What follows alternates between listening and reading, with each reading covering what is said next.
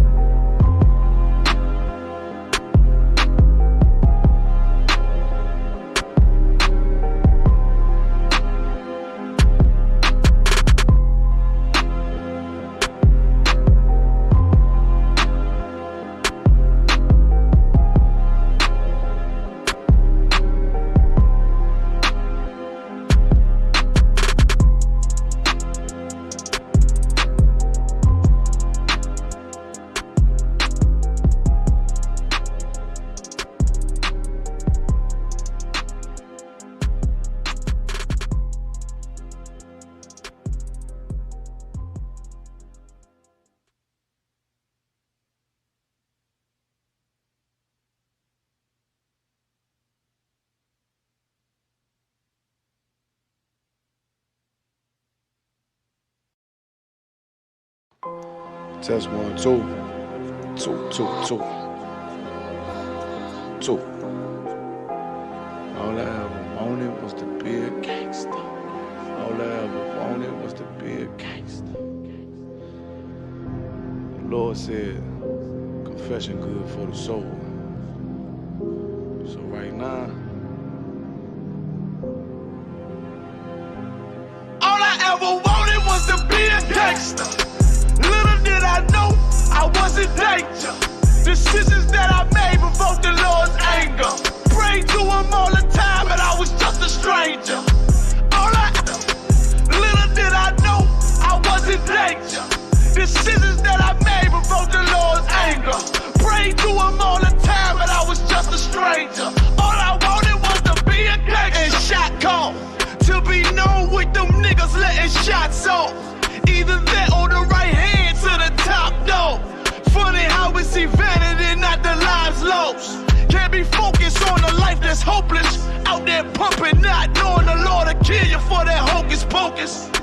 Used to roll with niggas that cook dope with weaponry. Same ones claim they love you. I had no life in jeopardy. And I know my mother wants success for me.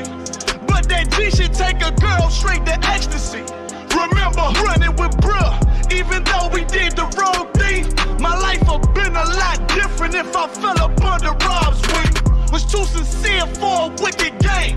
Shame the Lord's name. Now we afflicted with pain. All I ever wanted was to be respected by stand-up niggas. Not knowing that them handcuffs custom made the fence. All I ever wanted was to be a gangster. Little did I know I was in danger. Decisions that I made provoked the Lord's anger. Prayed to him all the time, but I was just a stranger. All I ever wanted was to be a gangster. Little did I know I was in danger. Decisions that I made provoked the Lord's anger. Prayed to him all the time, but I was just a stranger. All I wanted was to be a gangster. I ain't lying, I was close to dying.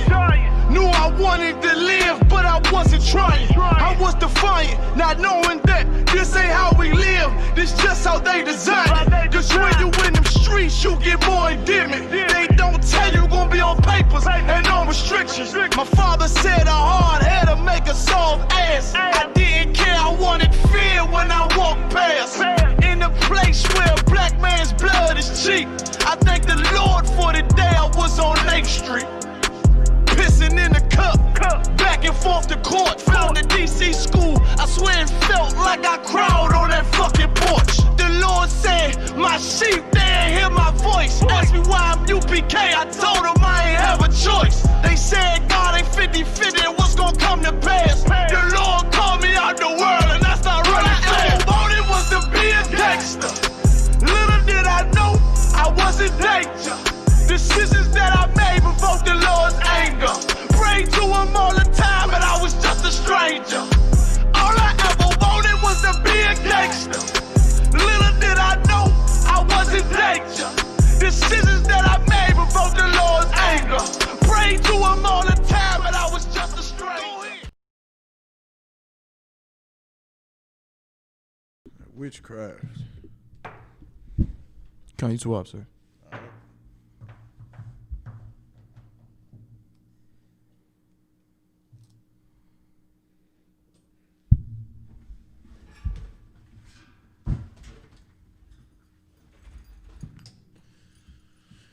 Let's see here.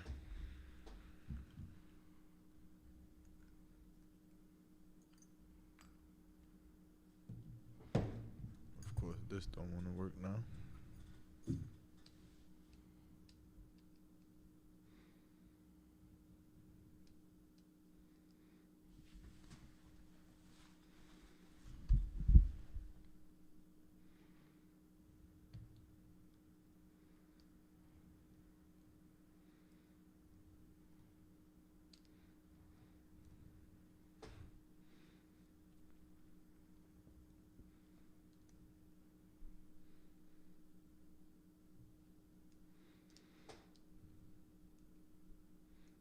All right, 1 second.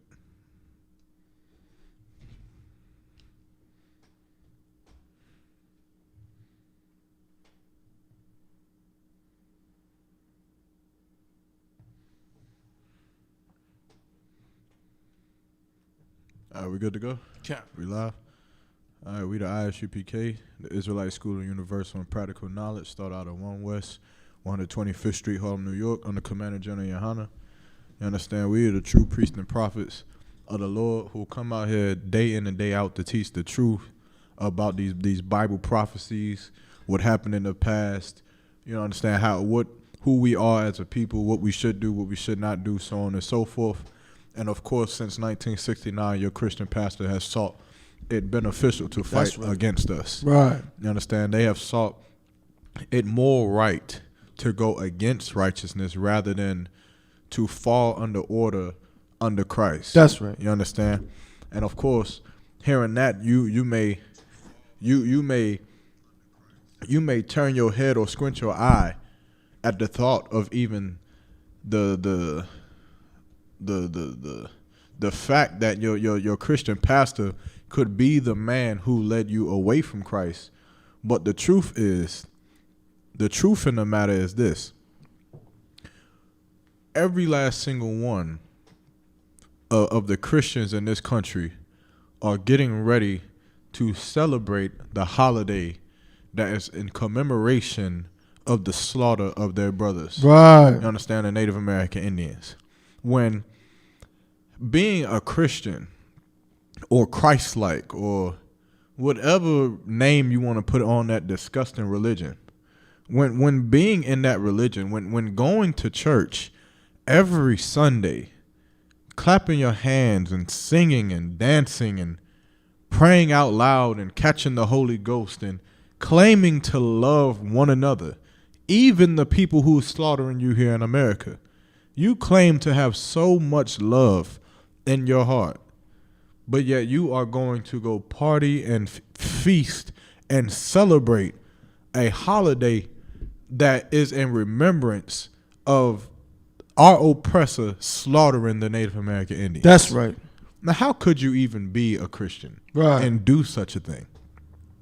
You understand? How could you even be a Christian and even partake in such a day? As a Christian, even hearing the words, "This is about the slaughter of the Native American Indians," that should be enough to break Thanksgiving as a holiday in this country. That's right. It should be enough. You would think. But of course, Christianity is one hell of a drug. That's right. It's one hell of a drug. And it's got the majority, if not all, of our brothers and sisters in the world hooked, man. Worse than cocaine. That's right. Worse than the crack and heroin and opioids and marijuana. Worse than any drug you can think of. You understand? You've got to be a worse druggie to be a Christian here in this time. You understand what Christians love to say? It's 2020. Right. Well, you're right. It's 2020, and your retarded behind still is sitting up in some Christian church. That's right. And it's 2020. Damn right. You understand? You see all the craziness and all the plagues and the hurricanes breaking records and the fire tornado. You remember? Did you hear about the fire tornado in Arizona? God. The fire tornado. This is the first fire tornado outside of Arizona. It's depicted in the Bible. Right. 2020. Oh my God. All of the stuff that's happening here in 2020, and you are still going to church. That's right. You are still going to the Christian church when you know in your mind and in your heart and your soul that being in that church is wrong. You understand? Don't let Christians fool you. That's right. Christians know. Your mother knows that being in that church is wrong. They know it. How do they know? What is an example of how your mother knows that they're wrong? How would you know? Anyone online? Shalom, Most High in Christ, Ray Green. Anybody, Salak, anybody online, on Instagram, Twitter, YouTube, Facebook, if you got any questions or comments, just type it in the chat. But what's an example? How would you know? It may not be something up front. It may be something you have to have a little bit of wisdom to get. You have to be able to look at a person's actions and know what they're really doing to get it, right? To even see that my mom is not really a Christian. She doesn't really believe in what she's doing. First of all, let me break it down like this. If I believe in my football team, right? I put it in simple terms. If I believe in my football team and I believe that we can win and we're the best, then what am I going to do? Right? And within my football team. That one. Salaki, you're gonna devote yourself to the football team. Right. You know what I'm saying? You're gonna be there every practice, every day, you know what I'm saying, getting it done. Right. You're gonna devote yourself. What else are you gonna do? If you're the best, if you claim I'm the best fighter in the UFC, what do you do? I use myself personally. I've said I'm the best player in the ISUPK. Mm-hmm. You understand? Jokingly, not serious. You understand? All of that is garbage anyway. But if I say I'm the best fighter, or I'm the best basketball player, I'm the best I'm the fastest runner, what do I have to do? What comes next with that? Top one, you gotta prove it. I gotta fight it. I got to fight whoever wants to compete. Right. If I claim to be the best, I have to. If somebody else comes and says, "No, I'm the best," well, then we have to fight. Right. Until one of us loses. Right. Your mother never debates you about the truth. That's right. She never does it. Damn right. She will complain and run her mouth about nothing at all, but she will never sit down and open the book and show you where you are wrong.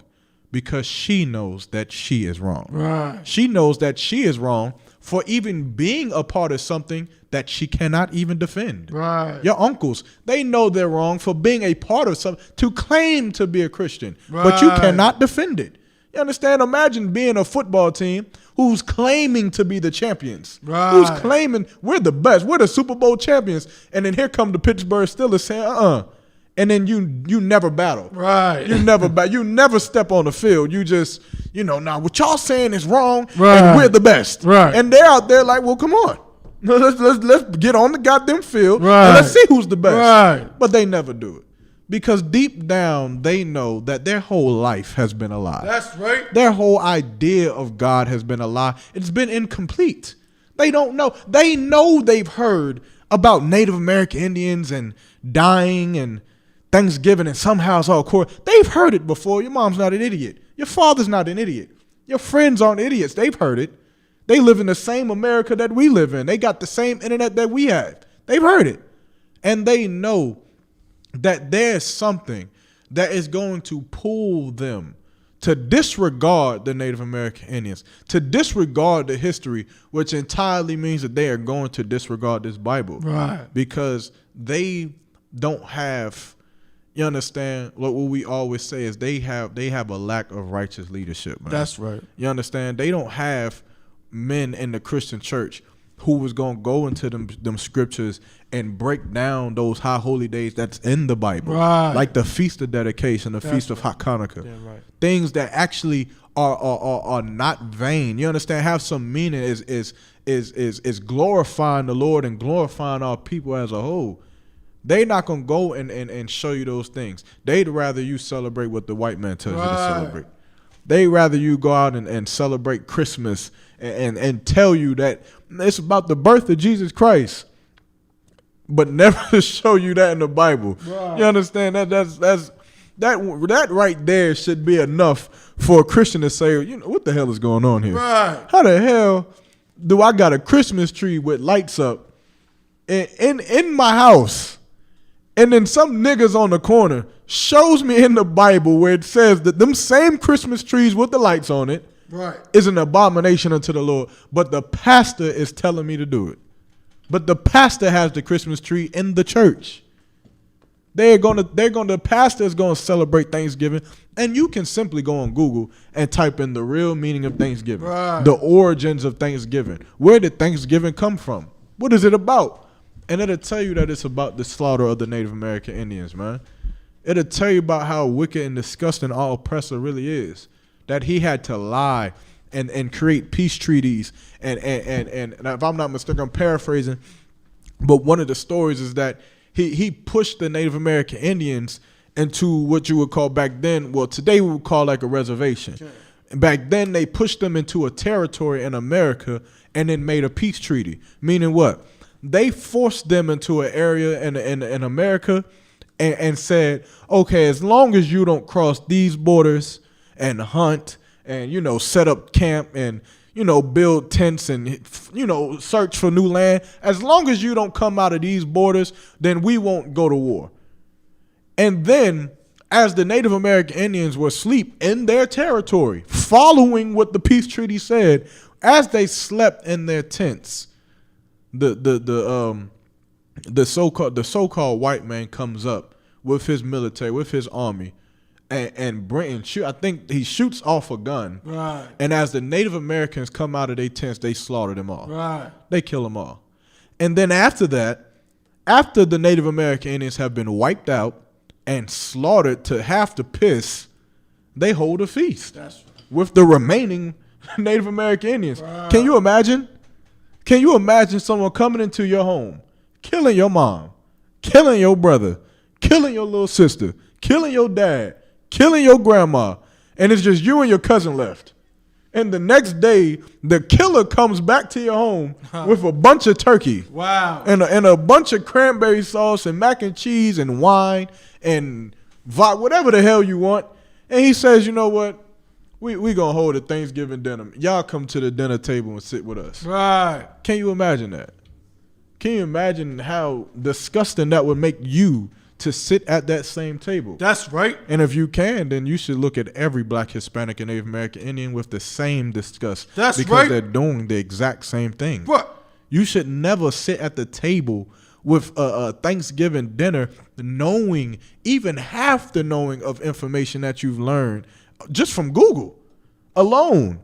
You should be willing to stop. You understand? To stop that tradition that is mocking them, man. You understand? It's mocking them, and the problem is that we don't know what it means to love one another. You understand? We've been taught in the Christian church to hate one another.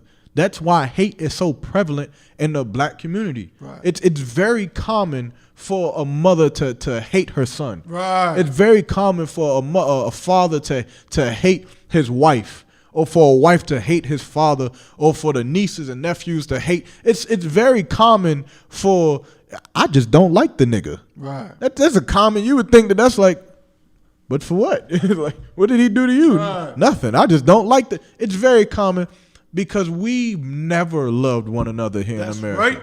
We've never knew it. We didn't know what it meant to take family and build it. All we've known was to break it down. Right. You understand?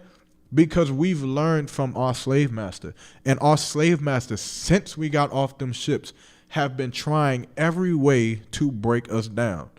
Been trying every way to pick us apart, to tear us apart from one another. So because we learned from him, because we envy him, because we wish to be him, we do exactly what he does. Right. We break each other down the way that we've been taught, the way that we've seen it done, and we just follow right in suit. You understand? And because of that, we'll celebrate the slaughter of the Native American Indians. You understand? Yeah, give me Zephaniah chapter 2 and verse 1, Bible Quizat. Come on, sir.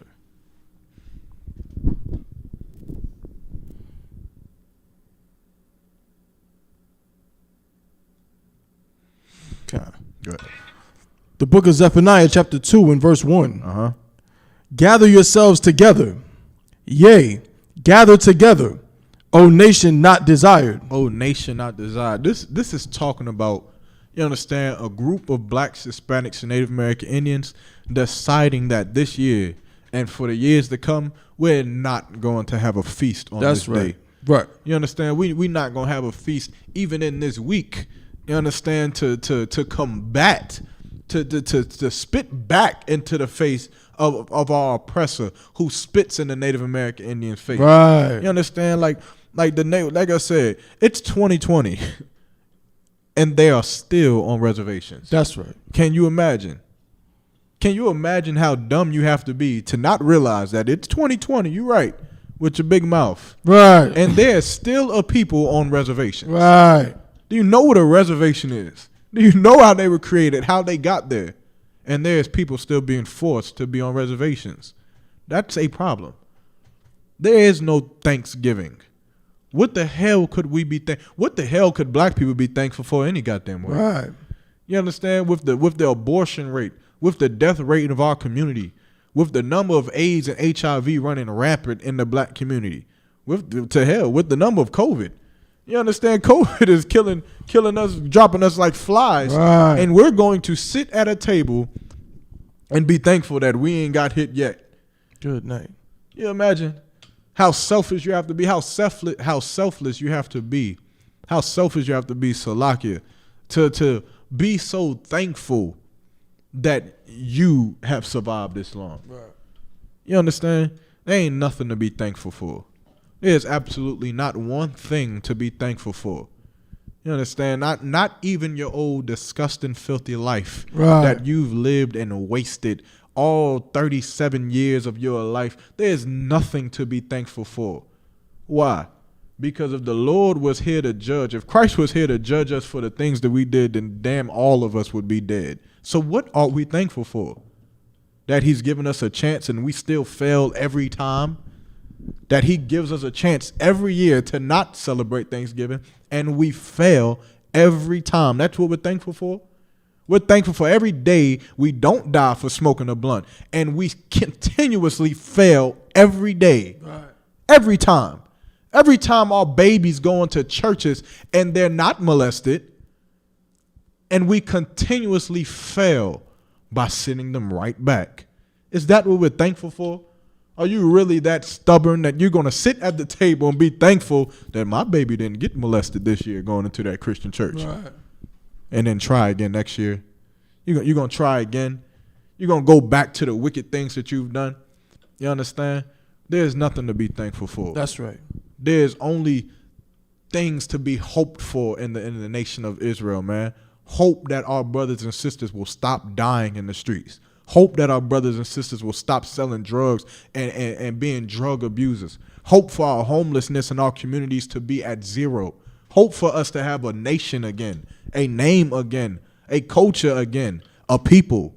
It's only things to hope for, nothing to be thankful. We ain't done nothing. We ain't done nothing yet.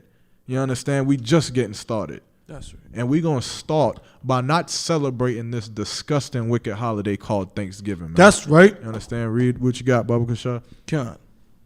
The book Slakia. The book of Zephaniah, chapter 2 and verse 1. Uh-huh. Gather yourselves together. Yea, gather together, O nation not desired. Uh-huh. Verse 2. Before the decree bring forth, before the day pass as the chaff, before the fierce anger of the Lord come upon you. Before the fierce anger of the Lord come upon you. If you living in 2020, again, so they want to love saying 2020. I can't wait till they say, it's 2021 and you still racist? Right. It's going to be 2059 and they still going to be racist. That's you understand? Right. Ain't nothing going to change. It's been 400 years. What you think? Right. You understand? Like, it's like off topic, but you got to be real with me for 1 second. For 1 second. If we looking at a span of 400 years, right? At what year marker did racism like start to decease? Like when did it end? It's like in Christians' mind in like I guess the 1900s the countdown started.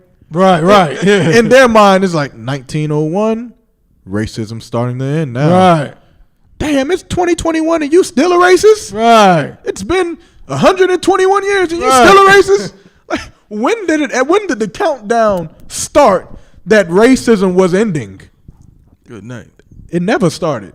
What the hell are you talking about? Right. It's 2021. Back when it was only 200 years in here in America, it was whatever, 200 years later, right. And we were still getting hung on trees. Right. There was no countdown for, okay, these niggas been here for 100 years. Maybe we should like slow down on like killing them.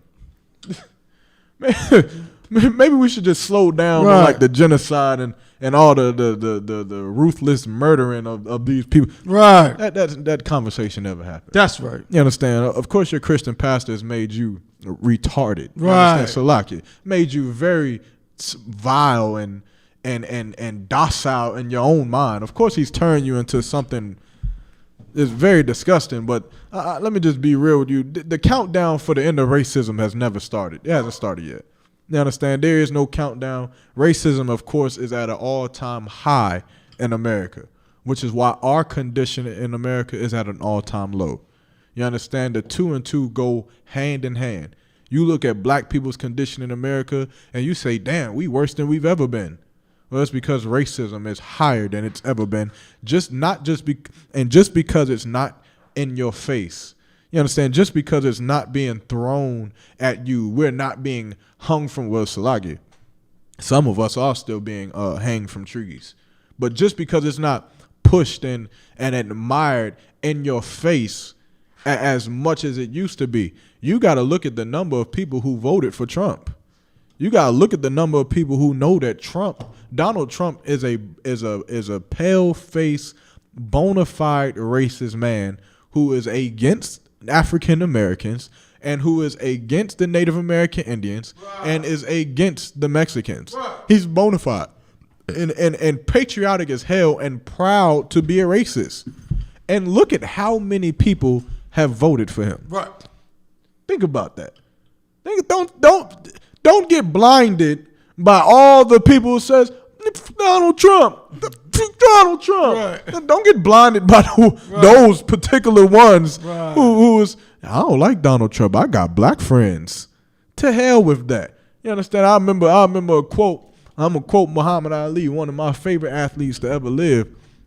I'm gonna paraphrase what he said. He said, if it's 1,000 pythons coming through a door into a room, are you going to leave the door open hoping that maybe 100 of them is going to build some wall of python and protect you from the other 900 pythons? Right. Or are you just going to shut the door? Right. Which one makes sense?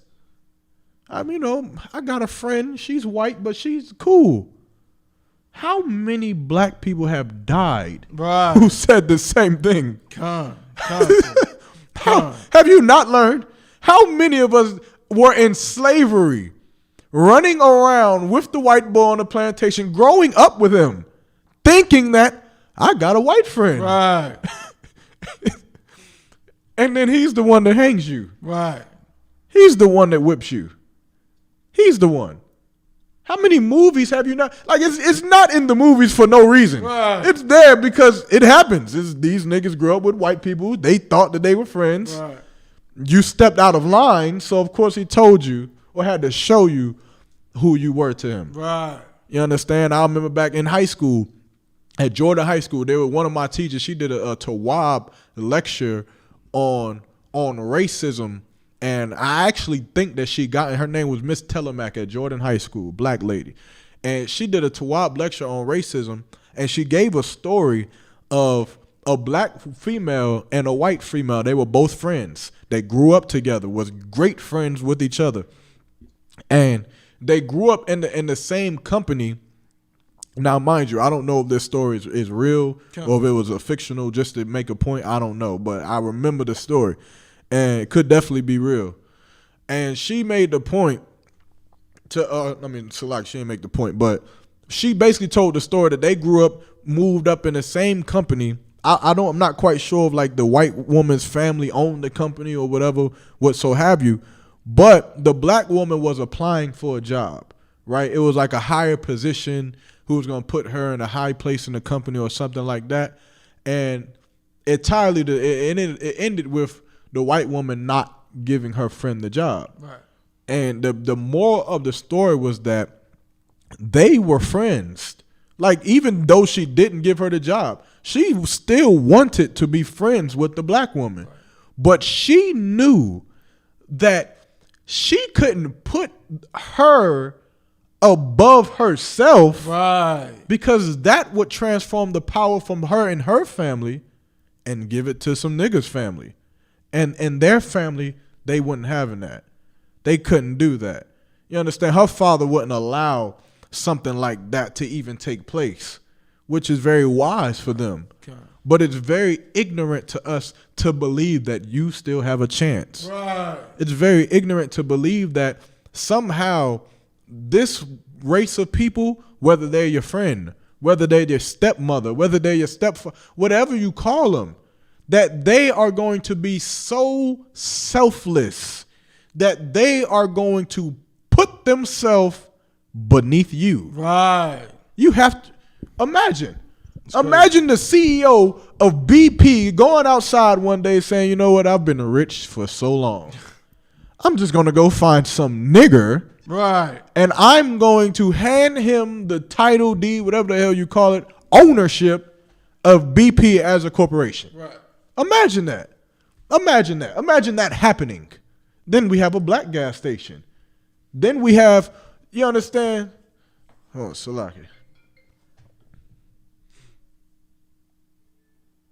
Give me 1 second.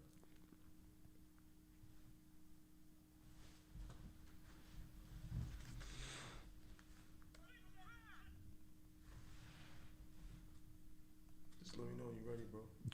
You know I'm ready, man.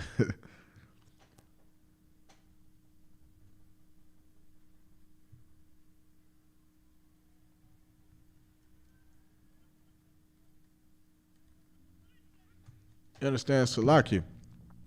But you have to be very ignorant to believe that, you understand, that the owner of BP is going to come and just hand his corporation to a nigga. You understand why? Because you start putting that money into black people's hands, then that is going to, and it's going to fuel us to start having what they have. Right. You understand? And don't forget, like the same PTSD that black people have. I don't know if any of y'all listening have ever experienced this, but I know I have personally experienced. I've told this story before, but working in a paint shop with the brothers Isupk. He was in the world back then, but he was a Christian and I was in the UPK, and we both felt the same thing because we were both black. When these two little white girls who was all managers used to like demand us to clean the bathroom, like wouldn't say, hey, can you clean the bathroom? They would say, yeah, and go clean the bathroom. And to them, it's innocent. To them, they're just a manager. They went to college. They got the education. They applied for the job, and now they're running a store. To them, it's life. It's what they do. But they don't understand that to us, 400 years was not that long ago. Right. I still feel a little bit of, you want to call me a nigga, don't you? Right. You kind of want to say, nigga, go clean that bathroom. That's right. Because why couldn't you just ask me politely? Why are you giving me an order to go clean a bathroom? When I applied for this job, it said nothing about cleaning bathrooms. Nothing. It's being a sales associate. They didn't say nothing about cleaning, nothing, actually. So for you to even say, yeah, and go clean the bathroom. Bitch, you go clean the bathroom. Salakia. You go clean the bathroom. And we both felt the same thing. Not because we're underneath them or employees, but because we've come from a pain that it just does not go away. Right. You understand? And that's what we have to understand as blacks, Hispanics, and Native American Indians, is that the same way that our pain won't go away, their authority isn't going either. Right. The same way we remember being called nigger, being called coon and spick and wetback and 3/5 of a man, is the same way they remember that they called us that. Right. It's the same way they remember that their people were on top of us, that their people ruled us, that their people were the master and we were the slaves, that they were pretty and that we were ugly, that they were privileged and that we were nothing. It's the same thing. They'll never forget it, and which is why we shouldn't either. But we should never think and believe that in our hearts for 1 second that our oppressor is at any given point in time ready to hand over his nation to us. He's not. You understand? Even if he gives you a little piece, even if you have a little nice job at the bank, that is nothing more than a pacifier, and it's nothing more than, you understand? I almost wanted it. I almost wanted it. It's nothing more than a pacifier, you understand, us so that we would not turn into total revolution. The all oppressor is not an idiot, man. He can't hang us from trees and just never hire black people and don't give us nothing. Of course, we would war in America. So, of course, some of us have good jobs. Of course, some of us have good living situation, great housing, great funding programs and credit and all of that good stuff. Some of us. But the majority of us, and not all of us, are broke and dying here in America. You understand? What scripture was we at? Zephaniah. Read that one more time from the top. Bible Kushai. No sweat. This is the book of Zephaniah, chapter 2, and verse 1. Gather yourselves together. Yea, gather together, O nation not desired. Mm-hmm. Verse 2. Before the decree bring forth, before the day pass as the chaff, mm-hmm. before the fierce anger of the Lord come upon you, mm-hmm. before the day of the Lord's anger come upon you. Mm-hmm. Verse 3. Seek ye the Lord, mm-hmm. all ye meek of the earth. Seek ye the Lord, all ye meek of the earth. Understand? Blacks, Hispanics, Native American Indians should seek the Lord and trying to figure out how to submit this hell that has been in surrounding us. Right. That's what we should be trying to go to, not trying to figure out if Donald Trump has some kind of policy right. to lower our goddamn taxes. Right. Who the hell cares about that? You understand? Who the hell cares about taxes when our people are dying by the hundreds of thousands? That's right. Who cares about taxes when our people are stuck on drugs? Right. You understand? That's being pushed in the community. You understand how wicked Christianity is? Our oppressor has hooked us to drugs, which has in return slaughtered us and made us less than nothing. And then he came out and told you he did it. Right. Right. Can you imagine? He came out and told you, yep, the CIA definitely put drugs in your community. We definitely did that. Definitely ain't stopped it. Right. Can you imagine? And for some reason, you about to go vote for who? Right. For what? Who was the president? Was it Reagan who said that, or was it Kennedy who said the CIA put drugs in the community? Or was it another president? Who was the president when they did that? When who said that? Like who? Oh, Salaki, I'm not sure which president said that. But when they did it, who was it? Reagan. We know Reagan was Yeah, Reagan, the war on drugs and all of that. You understand? Like, you voted for him. Right. You hated George Bush, you voted for him. God. You hated Donald Trump, you voted for him. You understand what you got? And if I may, so I think Ronald Reagan has one of the highest, they always do those like approval ratings mm-hmm. for every president to see how much people like this president. Mm-hmm. I think Ronald Reagan has one of the highest approval ratings of any president in the history of the United States, even though it's a documented fact that, you know what I'm saying, he contributed to bringing drugs into the community and, of course, putting many black men in jail, and the whole crack epidemic is damn near his fault. But he's like one of the most beloved presidents ever. Yeah, if I'm not mistaken, then he bring up the 3-strike rule. If I'm not mistaken, with the war on drugs, yeah, he hit hard on the black community and imprisoning us and putting us back into slavery, man. But that's who America voted for. Right. That's who America loved. So how do you expect? You understand? It doesn't even make sense, man. Like they try to push the agenda in movies that like two raging nations going to war with each other, and somehow single pieces from each of the nations want to fall in love with each other or something like that, or become best friends, and they end up helping each other. It doesn't work that way. Right. Like that's a movie, man. It's a movie for real. You understand? Like, good night, dog. Yeah, I feel bad for brothers who is literally interconnected with our oppressor through marriage, man. You understand? Imagine Imagine you got a white wife or you got a white husband, and there is an all-out race war. It's an all-out race war, meaning white people are definitely about to go kill black people, and black people are definitely about to go kill white people. Right. What the hell do you looking at your white wife and you looking at your white husband and you just like, like what the hell? Like, Right. do I pick up the gun and like shoot you, or like, do you shoot me, or what the hell do we do? Like, what would you do? What'd you do? Like, you look. It's. Imagine you look outside your door, and to the right of your door is a mob of white people, and they're saying, "Oh, white people, fight with us, or we gonna kill you." And the niggas to your left and saying, "Oh yeah, well the same shit for niggas." Salaka for my language. Same thing. You fight with us, or we gonna kill you. Right. And you in there with your white husband, your white wife, and you're looking like, I guess this is it. And then you looking at the kids. Good night. Ooh. You looking at the kids like, they like, I don't know what I'm at. What am I, the referee? Like, I'm about to oversee this whole thing. I'm just staying in my room for this one. You're like, what would you do? And that's the kind of confusion that the Lord never wanted.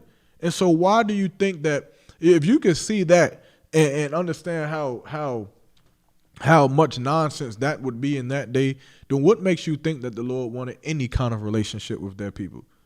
That he wanted our kind of nations to. What makes you think if the Lord didn't want you to be a wife to a heathen man, what makes you think that he wanted you to be the best friend to one?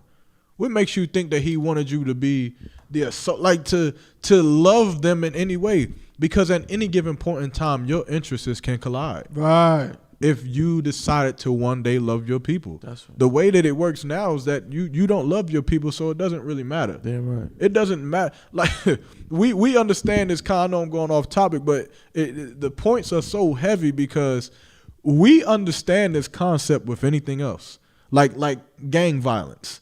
When it comes to hating each other, we understand what it means to say, that nigga's wearing red. I've never seen him before in my life, but he's wearing red.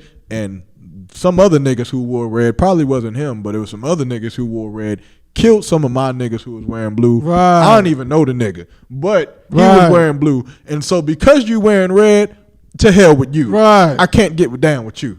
I can't hang with you. You can't be in the party with me. I don't want to be around you. I don't want to listen to the music you listen to. I don't want to wear the color you wear. I don't want to drive nothing that you drive. Right. I don't want to dress like you. I don't want to do nothing with you. Right. We can't work together. Right. I've never met you before. I have no one viable or single reason to be mad at you. But we understand it when it comes to hating each other. Right. But we can't understand how we're wearing blue and our oppressors wearing red. Right. And they're murdering us. That's right. You understand? Black people should be in their professions every day mad. That's right. They should be in the hospitals mad at every white person there. They should be there infuriated. Just how you doing? Terrible. Well, why? Because you killed Trayvon Martin. Right. That's right. Because you killed Eric Garner. Damn right. Because you killed Michael Brown.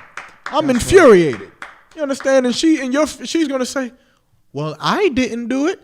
Well, I'm not dead either, and I'm still mad. Right. So if I'm gonna be mad, damn right. You gonna have to pay for it because Trayvon Martin is not here to get justice. Right. Trayvon Martin is not here to look at George Zimmerman, Salakia, and be mad at him. Right. Trayvon Martin can't be mad. Michael Brown he can't feel anger no more. He can't do it. But if we love those brothers enough, then maybe, just maybe, you understand? We love to say, oh yeah, there's some good white people. Well, if you got mad enough, you might actually see some white people do something. Right. But of course, you're not mad. Right. And of course, you're not upset that Trayvon Martin is dead. You're not upset about the life that you've lived. You're not upset about the condition of your people. So what the hell does Sarah have to be upset about? Right. What the hell does Sarah has to go to the government and protest about? That's right. What problems do you at work and you at work, your brother's dead. Literally. And everybody knows your brother just got killed. And you're at work and I'm fine. They looking at you like, you good? You say, yeah, I'm good. Well, then shit, we good. We good then, all right? You want to go get coffee after work? Right. There's nothing in your action towards the treatment of your people that will make them even consider changing anything. Right. That'll make them even think about going to anyone to defend or fight on your behalf, even though they wouldn't. But for them to even think about it, it's not going to happen. Because, of course, we die, we go to church, we get comforted by some nonsense, and we go back to work, and then we love everybody. And then they have no reason to love us back. They have no reason to. There's nothing that makes them want to change anything because they've learned that it doesn't matter about how many drugs we push in your community and our president admits to pushing the drugs in your community and our president admits to pushing prison on your people and admit and blatantly doesn't stop it. It doesn't matter how many wicked things we do to you. You're going to come to work and you'll be fine. As long as you didn't get hung on a tree, you'll come to work tomorrow and you'll be fine. You understand? Go to the church. Right. Go to the church and go to the pastor that we set up. Go in there and sing and dance and cry a little bit. But you'll be fine and you'll go to work and you'll go to the beach and you'll go on vacation and you'll be happy, go jolly, wherever you're at. Because there's nothing that is going to stir them to any kind of action. That is because we've learned not to love each other. You understand? Imagine if black people across the globe did not celebrate Thanksgiving. Do you know what would happen? Right. Good night. Do you know what the following weeks would entail at your slavery, at your job, in your hospital, in your bank, and in your school? Do you know what white people would be talking about? They would be like, well, whatever. What's a black girl name? Well, Shaniqua. I don't think nobody names their kid Shaniqua No more. When I was growing up, Shaniqua was a name. They'd be like, damn, I can't think of no black girl names, man. Y'all even have them now? Hebrew names is like everywhere. I'm like, Right. Good night. What's a black girl name that don't sound half white? I don't know. I'm gonna go with Shaniqua. Right. To hell with it. Like Shaniqua. Oh my God, why aren't black people celebrating Thanksgiving? And you're sitting there still mad at Trayvon Martin, still mad at the condition of your people. Right. Eventually, she's going to go online. Eventually, she's going to, why aren't black people celebrating Thanksgiving anymore in my hospital?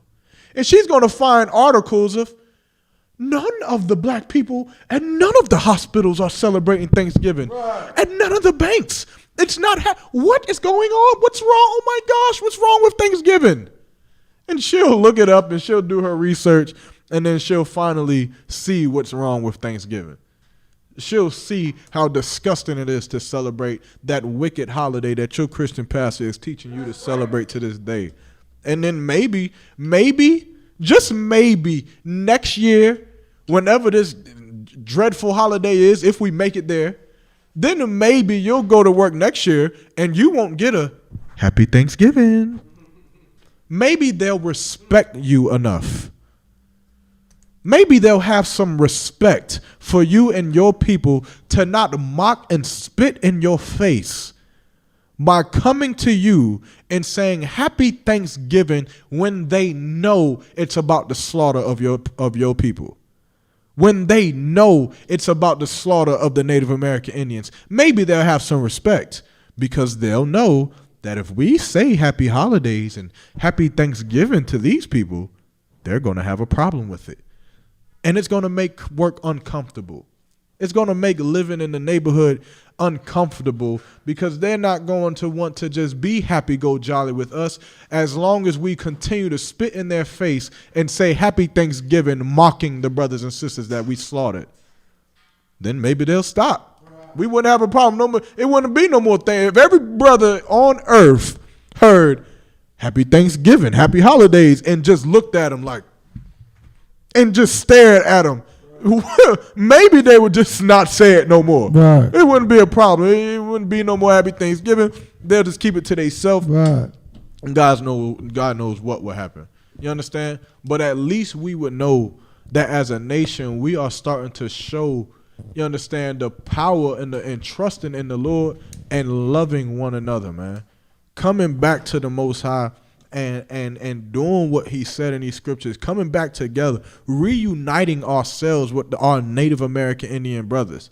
You understand? Stop trying to conjoin yourself to white people. This is not a goddamn X game of how many white people you can save.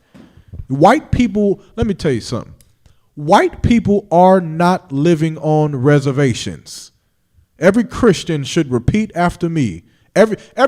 When you pray at night, add this into your prayer. Right. White people are not living on reservations. That's right. They're not. Add this as well. I'm not done. White people are not being forced to be in cages in the border. Add this as well. White people do not have drugs and weapons forced and pushed into their community. Right. Add all of that to your prayer. And then once you're done, you should think to yourself, why the hell am I praying for them? When these people who are less fortunate, with these Native American Indians who were slaughtered by 77 million on a Trail of Tears, are sitting there drowning in alcohol, drowning themselves because they have been mutilated by a people and their home has been taken from them. And it's being pushed in their face on Thursday. Right. Why the hell are we talking about white people as it pertains to the Most High when these people are crying for help? They are drunk out of their mind, crying for help. You understand? It's so sick, man. Have you seen some of the videos of the Native American Indians going out and turning themselves into attractions for white people to stand? Salakia, brother, can we get this? John. I want you to look up something for me, man. It's the most disgusting thing of this time of the year. I want you to look up. It's a famous Native American Indian. He's a singer. He's not a singer, but he does like the traditional songs of the Native American Indian. Let me see if I can find it real quick.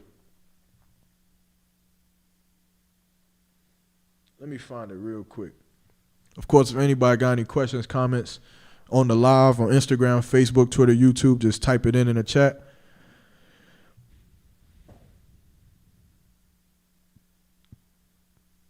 What we looking for, the remote? Okay. No sweat. Let me see if I can find this.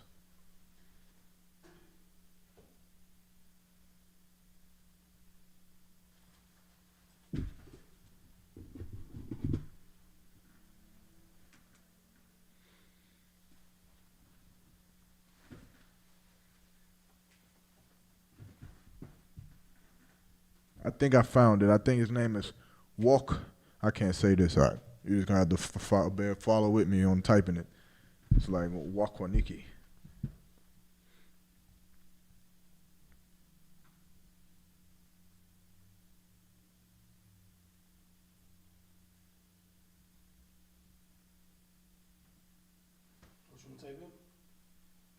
Type in W.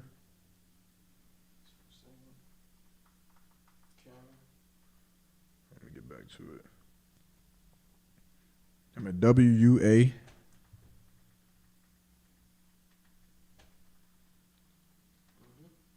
U. Yeah, that one. Wakwanakuna. Go to the right. There's one in particular I want. That seems like that's the one. Keep going a little bit. You clicked it. Let's let that one play. That might just be the one. This is Nest Audio from Google. But to an enthusiastic shower singer, it's the Google Duet Maker.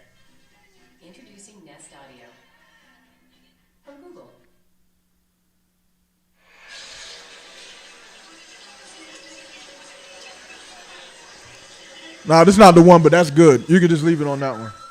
It's the same concept.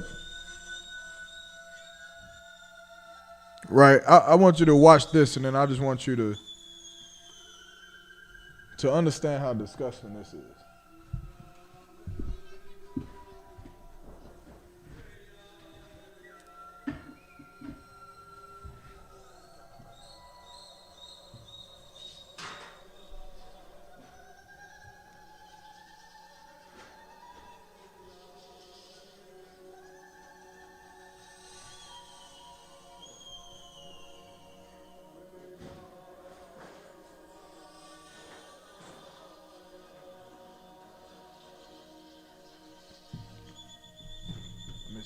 I got the one that I want to see.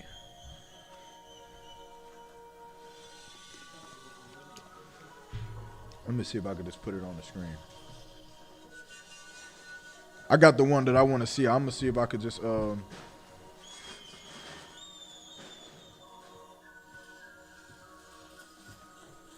What is that? That's a Vizio? Yeah, let me see if this will work. Yeah, it should work.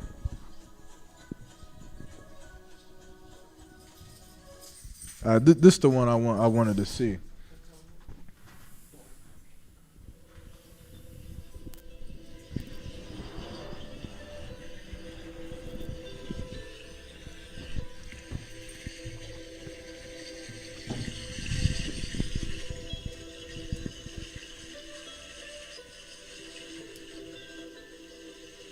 I want you to just pay attention.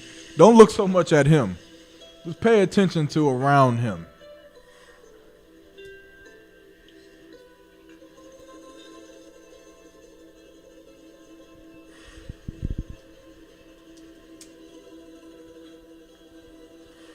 These are your Trump supporters right here.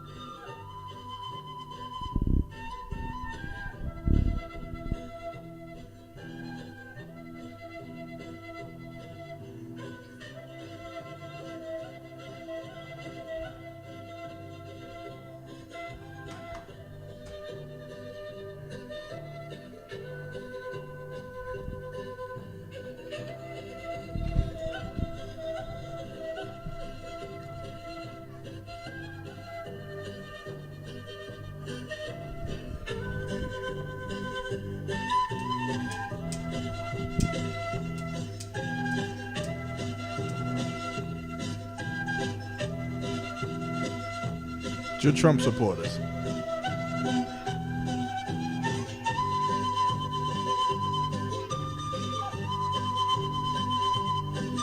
Look at them, bona fide Trump supporter right there. All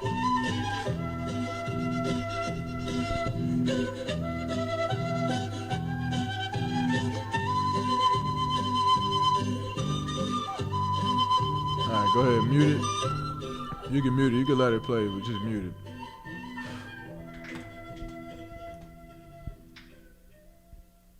Can anybody tell me the problem with that? Beautiful, right? It's damn near make you teary-eyed. But what is the problem with this video? And then you'll understand the problem with Christianity. So like I'm sure there's a lot of problems with it, but for me, it's sad to see a brother have to let the slave. It's like slavery right in front of your eyes. Like he got to perform on the land that was stolen from him, right, for the people who stole that land from him. Exactly. He has to go out here. Can you imagine the trauma? Like I wouldn't even feel safe to put on my traditional garments and to walk the same land that hundreds of years ago, if You imagine in his brain, if he thought hundreds of years ago, if I walked outside and I looked like this, I would be dead. Right. By the same people that's putting quarters in my bucket. Right. By the same people. These people are looking in awe and in admiration. And, right. oh my God, he has so much talent and skill. Look at how he plays that stick thing. What was that, Bob? What was that? The stick flute? Right. Look at the headpiece he had on. That was made out of, I bet you it was peacock feathers. Right. So beautiful. Isn't it? It was beautiful hundreds of years ago when you were bloodying them garments up. Man. That's right. When you was slaughtering, when you was taking their babies and killing them, dashing their heads against rocks. Right. Their garments were beautiful then. That's right. When you was slaughtering the buffalo for no reason other than to wipe the Native American Indians out, their songs were beautiful then. When you broke every peace treaty that you've ever made with them and killed every last single one of them that you could, their dances were beautiful then. But do you know what they called it? Those same garments. Those same headpieces. You know what they were called? They were called savages. Right. Now they were savages then. But now maybe the racism clock started. Right. At some point. Now they're not savages. They're just whatever. They're controlled. You understand what you got? You said something. So like the sis said, the earth is the Lord's and everything therein. Okay. The water for that. We know. Yeah, Most High in Christ for that. So like I said, I was gonna say what you bringing out, what you're saying is so heavy because it really just shows how much of a disgusting bastard you have to be as a black or Hispanic and celebrate Thanksgiving. Right. Because that video we just watched just shows we're the same. Straight up. Because the same way how, like you said, 150 years ago, he would have been a savage. You know what I'm saying? Little kids played cowboys and Indians. Right. You know what I'm saying? Cowboys and Indians was another form of cops and robbers. Right. Cops and robbers don't get along. They shoot at each other. Right. Cowboys and Indians shot at each other. Right. You know what I'm saying? And so he would have been all of that back then. Like you said, he would have had to worry about walking outside getting murdered. Right. But now because he's a slave, he's in this docile state, he's not a threat. He doesn't, have the numbers. His people have already been wiped out. Now you can say, all right, nice, Native Indian, savage man, sing those little flute songs you used to sing 150 years ago when I was killing you, and I'll give you a couple pennies. Just like now, to us, it's like, yeah, sing those Negro spirituals you used to sing when I had you in slavery. Right. We're the exact same people. It's the exact same thing, man. To sit there and to know that your people on reservations right now. Right. It's like it's not even something that's historic. It's not history on walls. It's you can touch it. It's like it's not history on walls. It's there. It's literally happening today. Right. Tomorrow there will be reservations where Native American Indians are living in tents beside highways, and they did not. It's not a goddamn Airbnb. Right. They didn't go to the tent and say, I want that one. They were pushed and pushed and pushed until that's where they had to be. You understand? And they were pushed because they were so-called savages, and they were pushed to not be this. They were pushed to not have their culture and to not wear those head wraps and garments, and they were pushed to become what you would call civilized. You understand? Salaki. Yeah, I was just going to point out that Esau does that with everything. It's like in his nature. So everything is savage until he domesticates it. Right. Whether it be the wolf, the buffalo, whales, bald eagle, whatever. Everything is beautiful. He looks at it as beautiful, but until it's domesticated, it's savage. Right. Then after it he like reduces their numbers, then you have the humanitarian that are among them. They were like, oh, we have to save them before they go extinct. So now you have wildlife like reserves, which is a reservation, right? Right. It's just short, you know.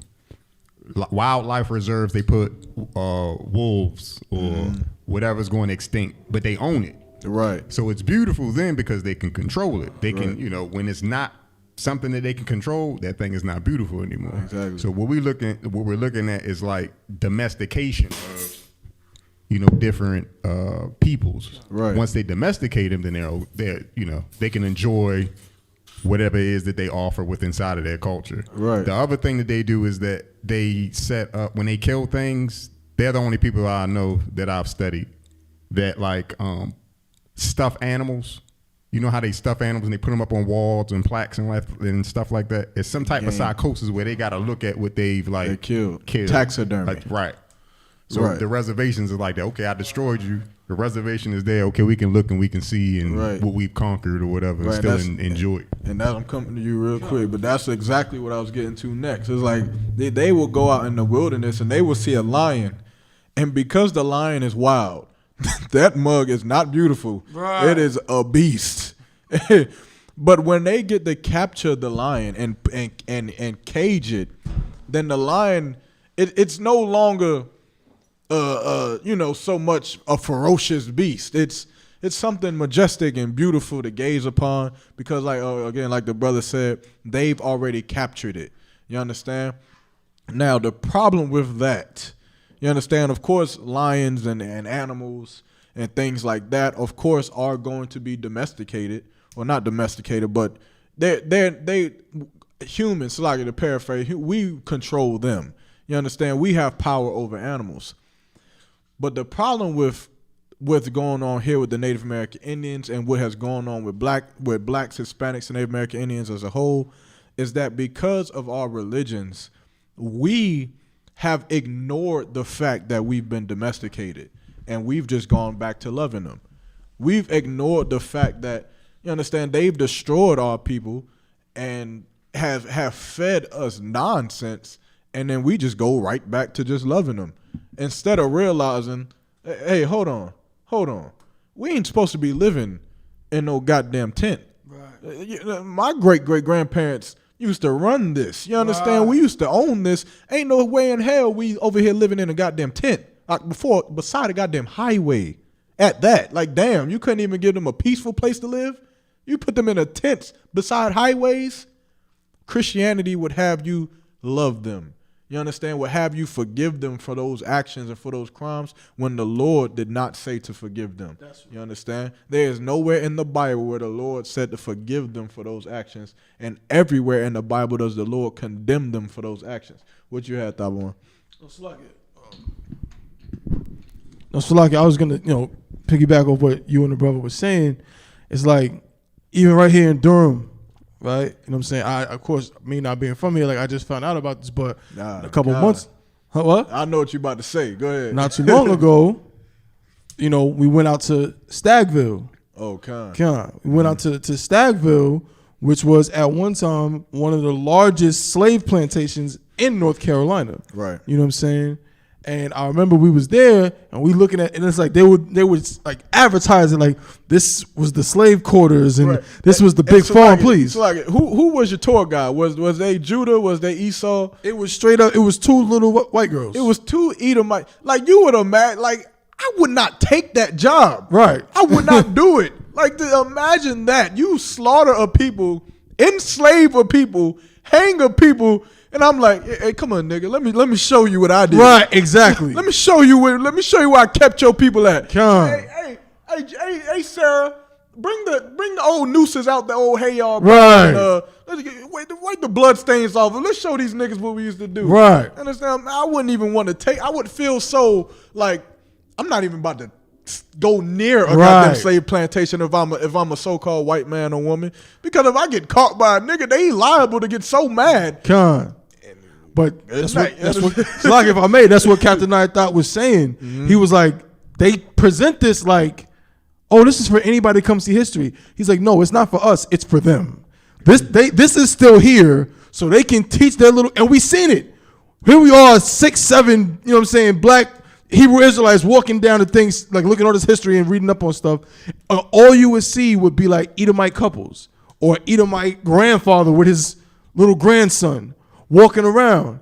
And he was saying, he's like, yeah, this is for them so they can show their kids, yeah, this is how we built this. Right. This is how this all started. You know what I'm saying? If it was up to us, we would be like, yo, burn that down. What the hell do I want to see this for? You know what I'm saying? When it comes to the oppressor, anything negative about them is gone. You know what I'm saying? They don't keep that. They don't turn something negative about them into a monument. Right. You know what I'm saying? Salaki. I understand, because it's his story. So he wants to tell it the way he wants to tell it.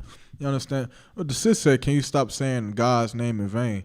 First of all, it says, if you're going to come up here and try to say anything that I'm saying is wrong, for one, you're going to have to come with some evidence. Right. You understand? You don't deal with emotions in here.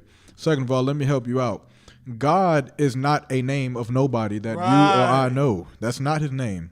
You understand? The Lord has a name. The Most High has a name. The Almighty Power has a name.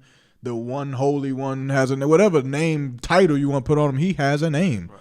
You understand? His name isn't Yahweh or whatever the hell you want to call him, but he has a name. His name is not God, which is why God in the Bible has uppercase characters using God and also lowercase characters using gods, talking about other gods or other powers that are on this earth or in the spirit realm or whatever the hell you want to talk about. God is not his name. So to say I'm using God's name in vain, I haven't said Yahweh this whole goddamn class. Right. You understand? So you got to come with some that Christian. You got to wipe that Christianity off you before you step to some real priests and prophets. That's right. I know you've been singing and dancing your whole life, and you ain't really learned anything in that church. But you're gonna have to and go do some studying before you step up here. What you got? So like I said, I just wanted to point out. You said that no one we know his name is God. There is actually somebody named God. There was a basketball player. God. You never heard of the Sham God? Oh, okay. That move. God, yeah, his first name is God. His name is God Sham God. His name is God. Okay. Yeah, well, got my bad, Sham God, for using your name in vain. You understand? Right. But I don't know you. You understand? Right. But you understand? It's just like, and I don't mean to come off like that, but you're gonna have to to be able to if you even want to dive into the debate realm of the Bible, you're gonna have to do a little bit of studying when it comes to this thing. Of course, I do this every day. This is my job. You understand? Christians, the church is shut down. Now that I think about it, the churches are shut down. There is no more Christian church right now. So you're on leave. You understand? But this is our job 24/7. But where was we at? The Native American. Yeah, of course. And on our oppressor, they look at us like, you understand, like the brother said, like taxidermy. Like, you understand, like we've conquered these people, and they just want to walk around and show their kids and this, that, and the third. And I remember because I've went to Stagville as well as myself, I think a couple times with a couple different schools on field trips when I was younger. And, something in me always kind of felt the awkwardness of it because it was always Edomites who was showing you. And I'm just like, yeah. So they would be like, yeah, so this is where the slaves were kept. And I'm like, the hell you mean they were kept? Right.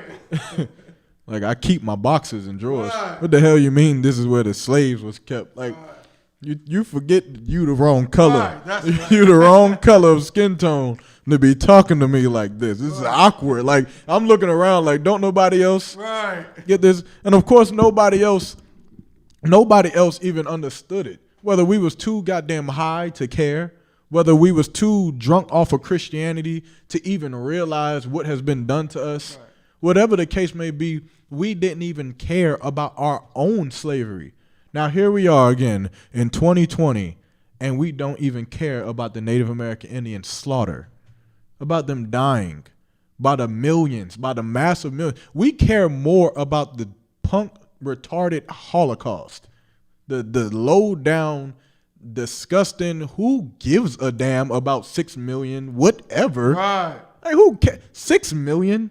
That's the number that we supposed to care about. 6 million. When you killed 77 million Native American Indians, when you killed 99 million of us. That's right. But I'm supposed to care about that. That number doesn't stack up. Right. You understand? Like, of course, that number doesn't stack up at all, man. It's not even worthy to be mentioned when we're talking about slaughter. That's right. When we're talking about the pain of a people oppressing another people. You understand? But we'll consider their pain more than we'll consider our own. You understand? Hold on, give me 1 second. Give me Baba Kashad, get me Proverbs 27, and I think verse 7. If I'm not mistaken, I'm gonna look it up just to make sure that's where I need to be. But Young man, could you get it? What's the Proverbs? What? Proverbs 27 and verse 7. Okay. We're gonna have to move through this pretty quickly. Okay.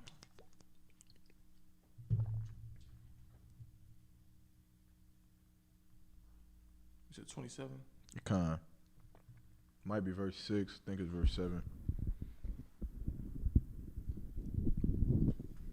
That's what I got it. All right. Oh no, if you got it, young man, you got it. Okay. Proverbs 27, verse 7. You said 6 or 7?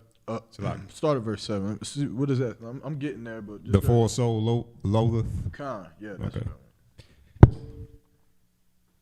Proverbs 27, verse 7. Mm-hmm. The full soul loatheth and honeycomb. The full soul loatheth and honeycomb. What is that talking about? Who is the full soul?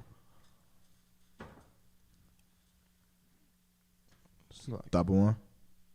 So like I said, could it just be talking about somebody that they already ate, they not hungry? I mean, I get what you mean by the full soul, but who is that? This talking about somebody. Yeah. But who is the full soul? For time's sake, I'll give it to you. The full soul would be us, right? We're the full soul who loatheth in honeycomb. Honeycomb is sweet. It's a good thing. You understand? And we loatheth in a good thing, right? Keep going. But to the hungry soul, Keep going. every bitter thing is sweet. Every bitter thing is sweet. To the Christian, every bitter thing is sweet. Meaning what? Thanksgiving, even though it's the slaughter of Native American Indians, it's sweet to them. It's good because they have nothing else.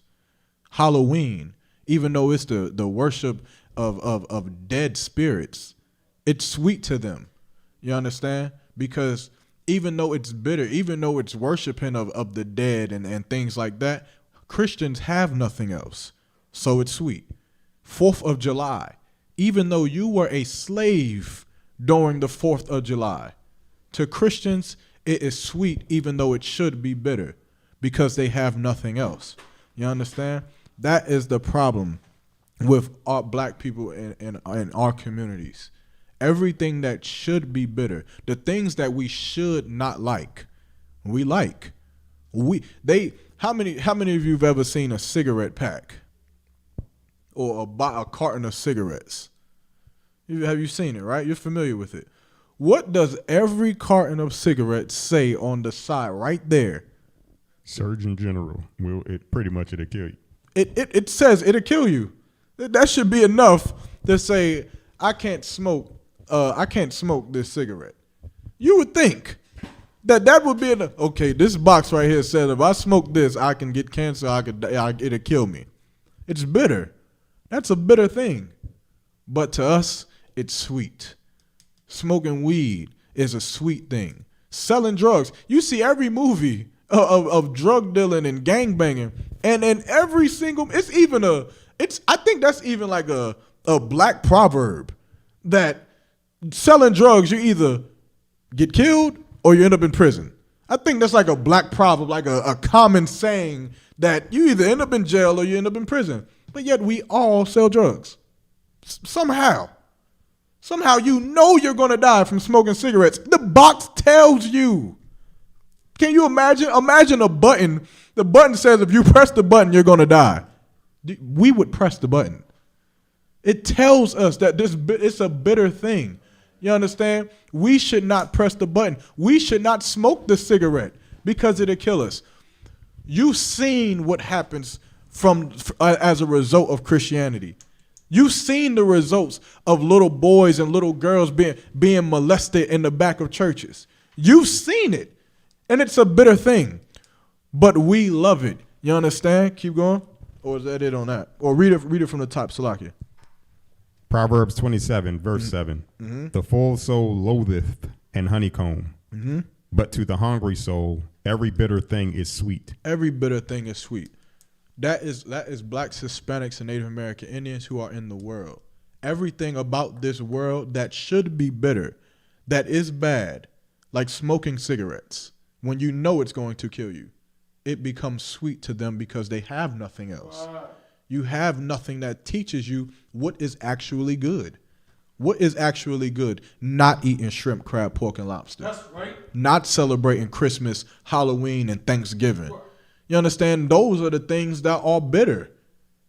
Celebrating or observing feast days that actually mean something about your people. That is what's sweet. You understand? Not eating pork, shrimp, crab, and lobster as the Lord ordained us not to do. That is sweet. Not hating your brother just because he's wearing blue and you got red. Right. That's the sweet thing. That's the thing that we should want, that we should love. But because of the Christian church, the sweet thing is not what we want. We don't want the honeycomb. We want the bitter thing. We want to kill each other. We want to abort our babies. We want to be homosexuals and die from getting HIVs and AIDS. That's what we'd rather do that and enjoy the bitter thing, man. When as the Lord said, we should lose all this life, man, in this world and gain a new. Give me Baba Gashah. Give me Genesis chapter 19 and verse 1.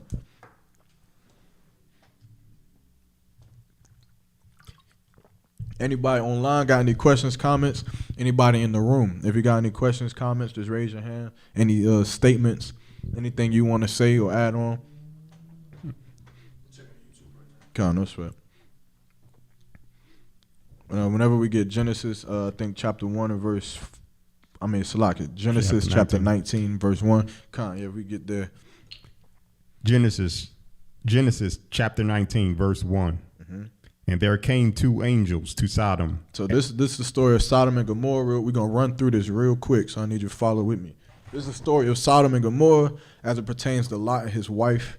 You understand? So two angels were sent by the Lord because they were going to destroy Sodom and Gomorrah for being homosexuals and sodomites and all kinds of wicked things. Just like the closest thing you would imagine to Sodom and Gomorrah today would be like Las Vegas, right? They even call it Sin City, where you could do anything. Prostitution is legal.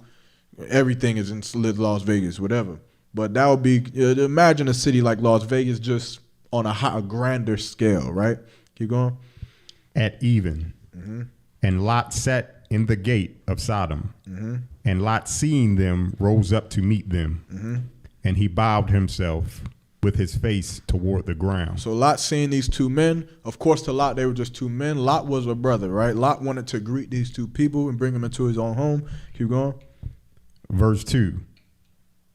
And he said, behold now, my lords, turn in, and I pray you, into your servant's house, and tarry all night, and wash your feet, and ye shall rise up early, and go on your ways. Mm-hmm. And they said, nay, but we will abide in the streets all night. Verse 3. And he pressed upon them greatly, and they turned in unto him, mm-hmm. and entered into his house, and he made them a feast, and did bake unleavened bread, and they did eat. So he brought the men into their house. He made them unleavened bread. You understand? He's just being a brother, which is UPK fashion. You bring a brother into your house. You understand? That brother is not a load. He's not a problem or something that it's not a burden. He is a person that you now have to protect under your house. That is UPK fashion. That is the spirit of Christ. You understand? General Hyman just broke this down in his class on Monday. You understand? But that is how we do things. So this is what Lot was also doing. Keep going.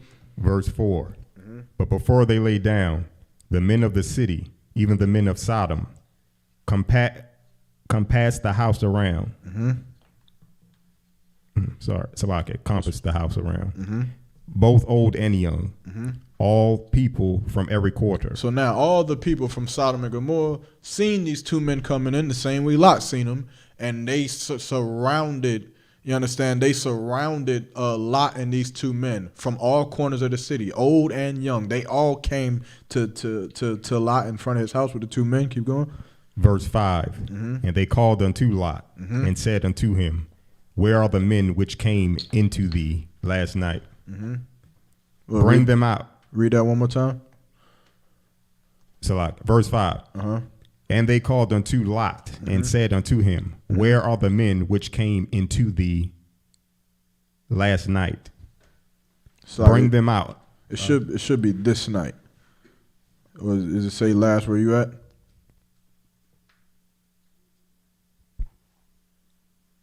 So like this This night. no sweat. Old eyes. No sweat. Okay. Bring them out unto us that we may know them. That we may know them. What, for time's sake, I'll give it to you. But know them is like old biblical terms. It means to have sex with them. So they surrounded Lot and the two men, and they said, Lot, bring these two men out here so that we can rape them. That's what all the men wanted to do in the city of Sodom and Gomorrah. They wanted the two men to come out so that they can all have sex with him. Keep going.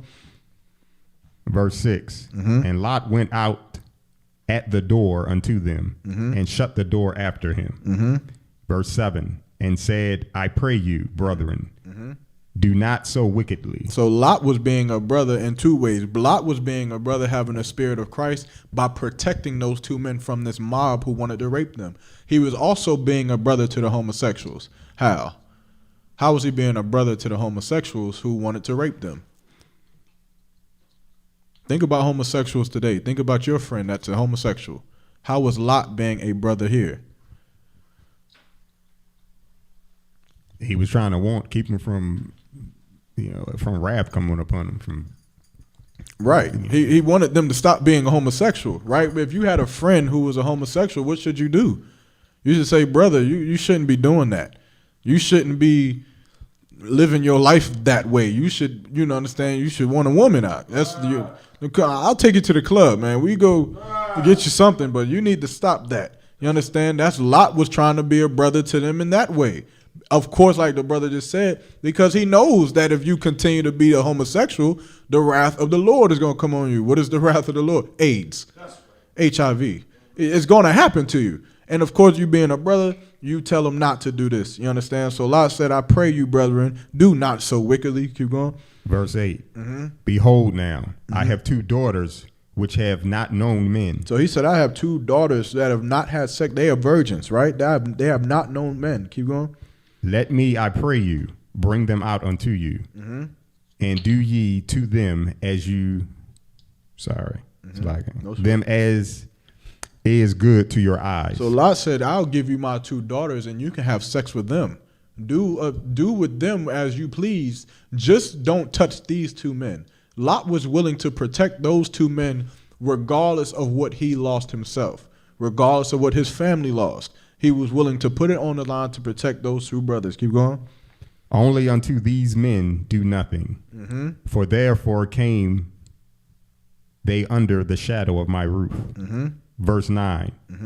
And they said, stand back. So the mob of homosexuals, they said, Dabuan, I might need you real quick. The mob of homosexuals said, stand back. They just sent out two women. They said, stand back. We don't want the two women.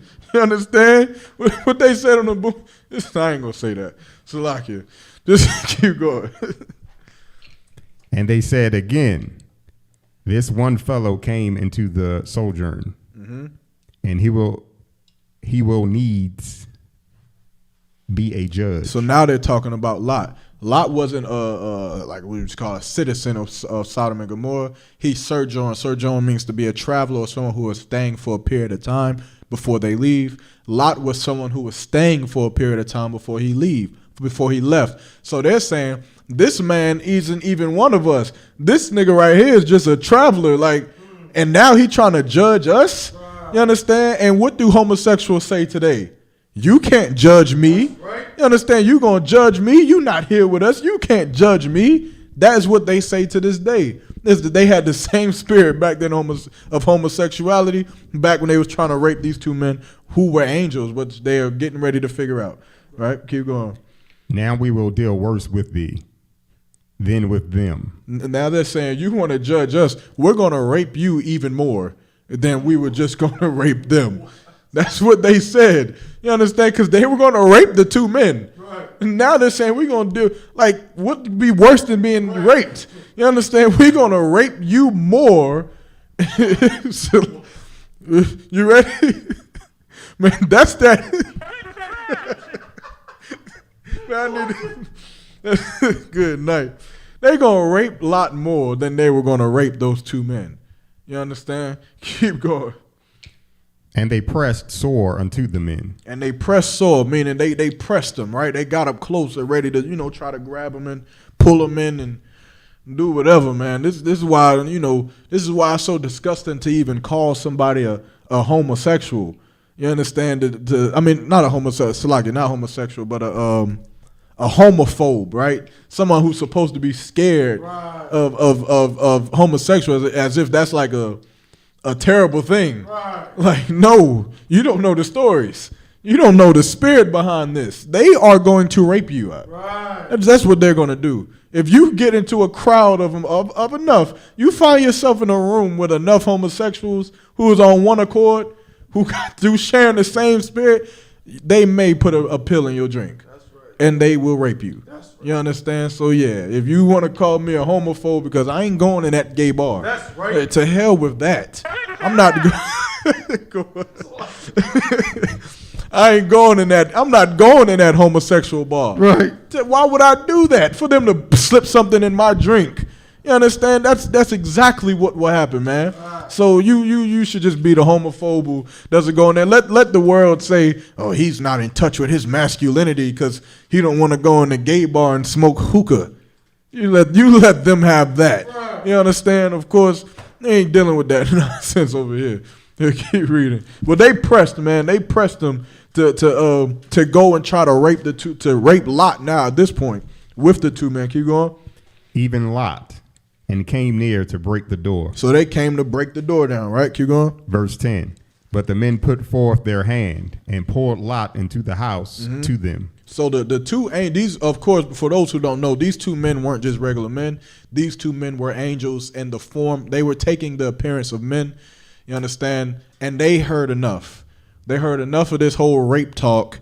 They heard enough of who the hell is supposed to rape us. You understand? We angels of the Lord can wipe everybody out in a second, and there ain't no raping going on today. So they was done with the conversation of the rape, and they pulled Lot back into the house. They opened the door and pulled Lot back inside. Keep going. And shut the door. And they shut it closed, right? Keep going. Verse 11. Mm-hmm. And they smote the men that were at the door of the house with blindness. They smote the men with blindness, right? Keep going. Both small and great. So that they wearied themselves to find the door. They wearied themselves, right? Imagine this. Imagine a mob of homosexuals. Imagine the gay pride parade. Right. And in one swift, I don't even want to say that word. And in one swift flash, they all go blind. Imagine what they do next. They're touching on walls, scrambling, trying to steal. They're blind now. Imagine this. They are blind now. Can't see a damn thing. And they are still trying to get Lot to rape him. What is that? How can you correlate that today? How do you know that this is true? That even though you got blinded, you're still going to want to be a homosexual and rape. For time's sake, I'll give it to you. Well, what was it, 10 million? What was the number of black people who got killed with AIDS in the AIDS epidemic? Was it 10 million or was it 6 million? 10 million? Some 6 or something, 10 million of them died. They all got blinded with AIDS and they died. And instead of saying, clearly us being homosexuals just lost us our eyesight. Clearly us being a homosexual just lost us 6 to 10 million of us are dead. Maybe we should stop. Maybe we should stop trying to rape these men. Right. No, homosexuality don't work that way. Right. The spirit of homosexuality don't work that way. It doesn't matter if you just get blinded. You still got to have sex with men. It doesn't matter if you catch AIDS and die by the millions. You still have to go to some gay bar and try to have sex with men. That's the spirit of homosexuality, and it was the spirit of homosexuality back then. Keep going. Verse 12. And the men said unto Lot, hast thou have any besides? Drop down to verse 13. Verse 13. For we will destroy this place. So that's Lot. I mean, the angels is giving Lot's instructions. He's giving them orders. If you have any sons or family or whatever here, to take them out of the city. And they're saying because we're about to destroy this place, right? Keep going.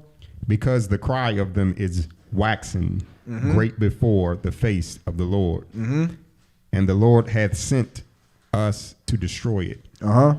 Verse 14. And Lot went out and spake unto his sons-in-law, which married his daughters, and said, up, go you out of this place, for the Lord will destroy this city.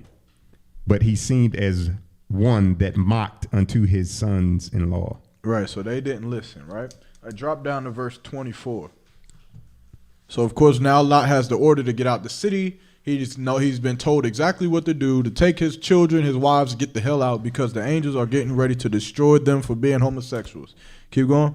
Verse 24. Then the Lord rained unto Sodom and upon Gomorrah brimstone and fire from the Lord out of heaven. Brimstone is what you would call a meteorite. It's a burning rock, right? He rained brimstone on Sodom and Gomorrah from the skies, from the heavens. Keep going.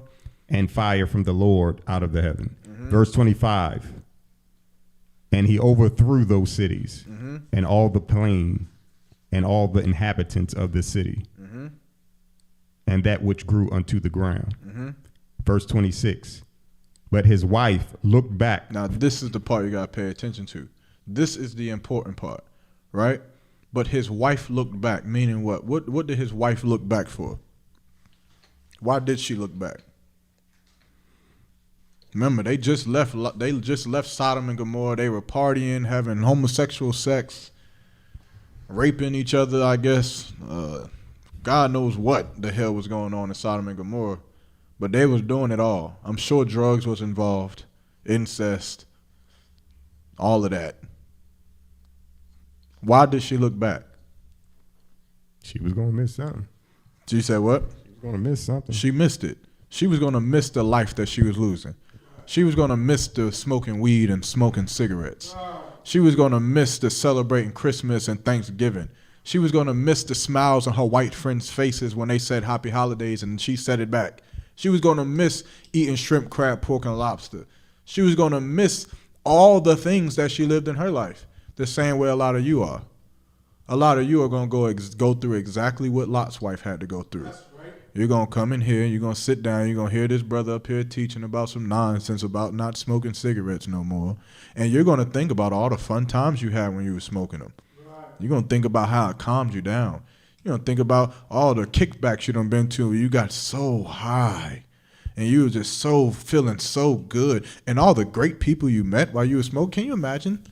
Can you imagine all the great people you met while you were smoking weed and doing drugs? All the friends you got in college. When you was just living your life, having a time of your life, doing what, no rules, free will. It's fun. I wouldn't blame you. Understand? You should go live that life. It's fun. Trust me. Understand a life where you could do anything. So of course you're gonna come in here and you'll start to miss it. You'll start to realize that maybe I don't want to leave the life that I'm leaving. Maybe being in this ISUPK isn't for me. Maybe, giving up shrimp and giving up pork and giving up smoking cigarettes. Cigarettes, even though it's a bitter thing, even though I know it says it's going to kill me on the carton, maybe I want to die. You understand? My friends do it. My friends die from cancer. I see on TV all the time people getting cancer. It's everywhere. It's in the news. Maybe I want to get cancer and I just want to die with them. You understand? Maybe my friends drug deal and they gangbang and they're Crips and Bloods and they kill each other. It's all in the movies. King Von, he's dead. Pop Smoke, he's dead too. Nipsey Hussle's dead. Tupac, Biggie, they're all dead. They've all been killed. Maybe I don't want to leave that life. Maybe I want to live it with them. Maybe I'll miss it. I'll miss being a drug dealer too much. I'll miss risking my life every day too much. I'll miss it. You understand? Maybe you haven't been scared enough. Maybe you haven't went to jail and faced a long enough sentence. Maybe 2 years wasn't enough for you. You understand? Maybe 5 years in prison wasn't enough for you. Maybe probation wasn't enough for you. Who the hell knows? But you'll be tested. And there'll come a time where you'll be choiced with looking back at the life that you're leaving, and the life that you're getting ready to live. You understand? Lot's wife had that same opportunity alongside Lot and his other 2 daughters, right? Keep going. Verse 26. But his wife looked back from behind him, and she became a pillar of salt. So his wife looked back. Of course, the angels, give me Luke chapter 17 and verse 32. The angels gave an order not to look back, not to miss what the life that you was living, right? To keep moving forward. Don't look back. His wife decided to look back, and instantly she died. Instantly. Verse 42? 32. 32. Instantly she died. You understand? Because that's how the Lord works. You can't turn your back. You understand? There's certain things that you just cannot do. Right? Luke 7. Luke 17. 17. Mm-hmm. So I get.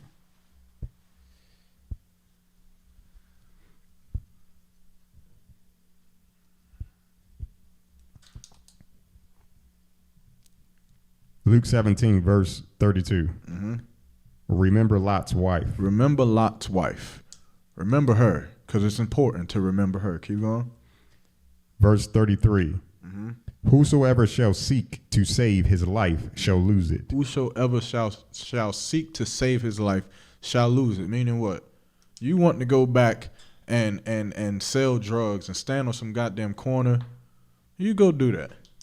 But then you'll die just like everybody else who sells drugs on the corner. It's not. Is that heartbreaking? Is that mean to say, Thabawan? Is that something that is like out of this world, that a drug dealer is dying standing on a street corner?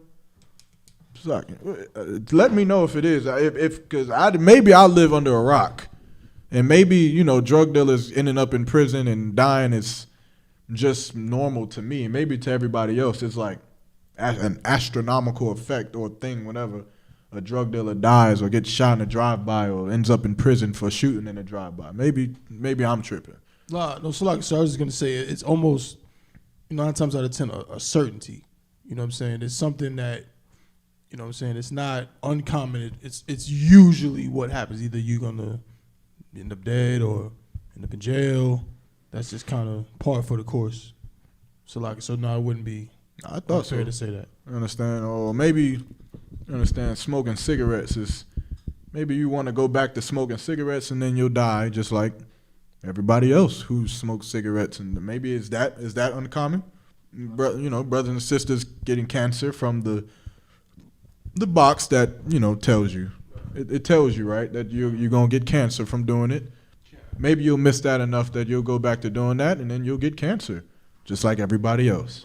You understand? Remember Lot's wife. Remember the decision and the choice that she had. And remember the decision that she made. And remember the consequences. And remember that box of cigarettes tells you it'll kill you. Right. So just think about that, right? Go to Amos chapter 6 and verse 1. What time we got? Yeah, we're going to end on this. All right, no sweat. Give me Amos 6 and verse 1. You understand? You can't play with your life in that way. You understand? You can't play with the Lord and think that you can just keep your life after learning the truth of the Bible. Right. After knowing it. You understand? The Lord, Salakia, I forgot to mention. General Hyman brought this out yesterday. If all of you are familiar with the Kentucky 8. Right? They found out yesterday that the main person or the ringleader of the mob who attacked the Kentucky 8 was shot and killed yesterday. Good night. He's gone. He's out of here. You understand?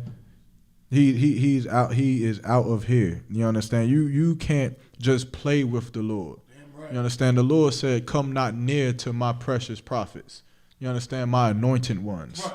You can't just do certain things and just get away with it. That's right. You understand? Same thing goes with just going back to smoking weed. Same thing goes with going back and selling drugs.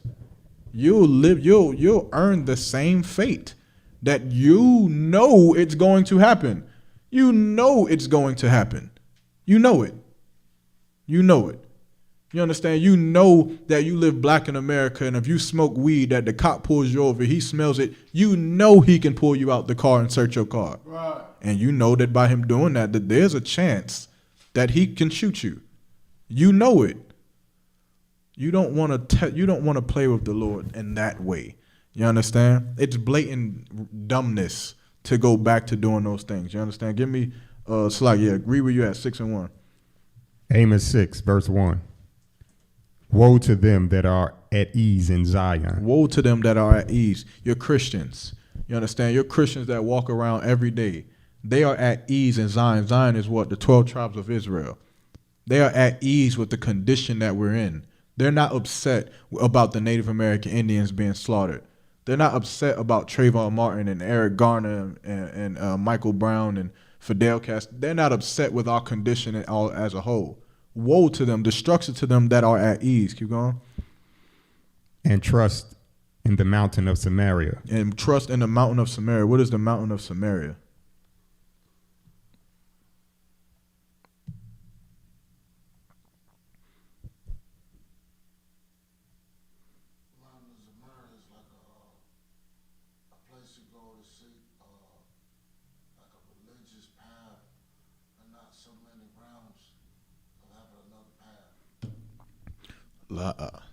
The mountain of Samaria is a place. It's a for time's sake, right? It is the mountain of Samaria is this is talking about the northern tribes, right? That's the mountain of Samaria, right? Keep going. Which are named chief of the nations. The named chief of the nation. The mountain of Samaria are the chief leaders of the nations of the northern tribes, right? So it's saying, woe unto them. Keep going. To whom the house of Israel came. Keep going. Verse 2. Pass ye unto Calneh and see, and from thence go ye to Hamath the great. Then go down to Gath of the Philistines. Be ye better than these kingdoms. Be ye better than these kingdoms. The Lord is saying, go to these heathen nations. Go look at all the nations that we've loved, that we've admired. Go look at the Chinese and the Japanese and see how they are. Go look at the Africans and the Arabs and the Middle Easterns and see how they are compared to us. Are they better? Keep going. Or their border greater than your border? Are their borders greater than our borders? No. Keep going. Verse 3. Ye that put far away the evil day and cause the seat of violence to come near. What is that talking about? The government is saying right now that Thanksgiving is canceled, that you shouldn't go to your mama's house for Thanksgiving, that you can't even go to church. Church is shut down. What is this scripture talking about? What is it saying? Remember, the ISUPK since 1969 has been telling you not to go to your mama's house for Thanksgiving. That's right. It's been telling you. Commander General Yohana and the ISUPK has been teaching that we keep sinning against the Lord, that these plagues are going to come. Right. It's going to happen. So what is this talking about? For time's sake, I'll give it to you. Ye that put far away the evil day. Your mama, your Christian pastor who didn't believe COVID-19 would ever come, who didn't believe that they would ever see a day that they can't go to their mama's house for Thanksgiving, who didn't believe, the homosexuals who didn't believe that there would be a day where 6 million of them died, the sodomites in Sodom and Gomorrah who didn't believe that there would be a day where meteorites rain down from the sky, the same Christian pastors that don't believe that there's a day where Christ will come back and kill them. Ye, you understand? Read that one more time from the top. Verse 3, ye that put far away the evil day. You put far away that evil day. So you continue to smoke cigarettes. You continue to say, but through grace may abide. And you continue to eat shrimp, crab, pork, and lobster because you're putting far that evil day. You know, they know it's coming. They teach it. Are you ready for Christ's return and judgment day? They say that there's a judgment day. What the hell does a judgment day means? What does judgment mean? It means to execute punishment for a crime. So they know that there is an execution of punishment for crimes coming. And they continuously commit crimes, putting off that day, putting off like a little kid who gets a report card with all F's on Friday. He knows he got all F's on his report card. He knows a whooping is coming. What does he do? He puts off that day by doing what? Hiding it.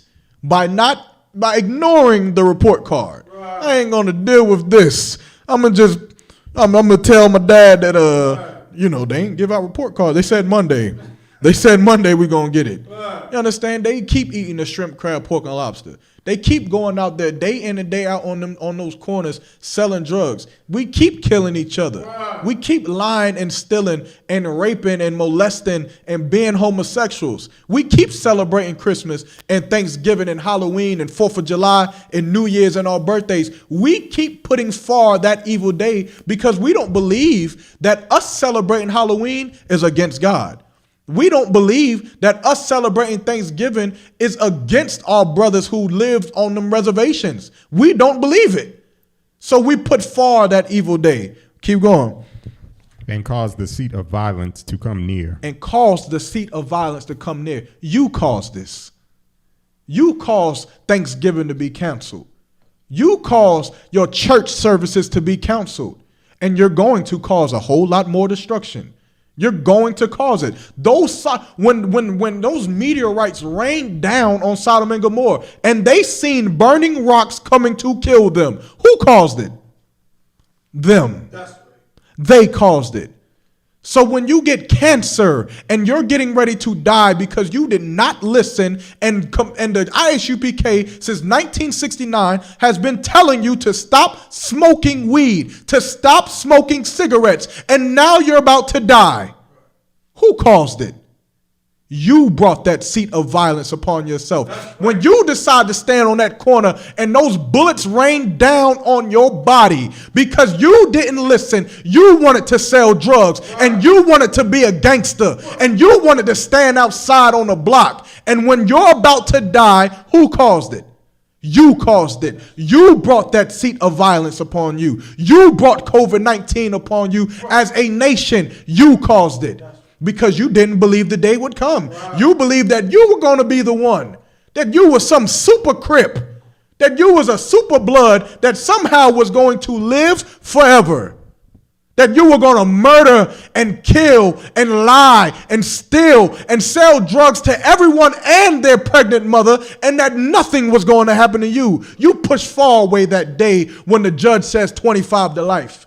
You push far away that day when your babies, when your daughters and your sons and your mothers and your family members are crying their hearts out at a goddamn funeral because you wouldn't listen. You put far away that day because you don't think it's coming. But brother, it's coming, and it's came. It's here. The churches are shut down. You understand? The government is saying don't celebrate Thanksgiving. Don't go to your mother's house. COVID is ruining everything. And we are dying by the millions. We should stop causing it. We should learn to listen to the Lord. You understand? Don't celebrate Thanksgiving. Don't smoke that Newport short. Don't get up in the morning and go on some block and sell some disgusting drugs as if you can't find some other decent way of making an earning to defend your family, to provide for your family. Don't be idiotic in that way, man. Listen. You understand? Don't be like the sodomites of Sodom and Gomorrah who wanted to be homosexual so goddamn much that they brought the seat of violence upon themselves. Keep going. Verse 4. that lie upon beds of ivory. That lie upon beds of ivory, talking about the rich, those rich Christians who allow you to smoke cigarettes, those pastors who teach you that you can eat shrimp, crab, pork, and lobster. They lie on beds of ivory. So luxurious. Your grandmama, your mama, everything has to be sheets of fine linen. Everything has to be so good. Everything has to be so luxurious, and the best car and the best hotel. Meanwhile, you are disgusting.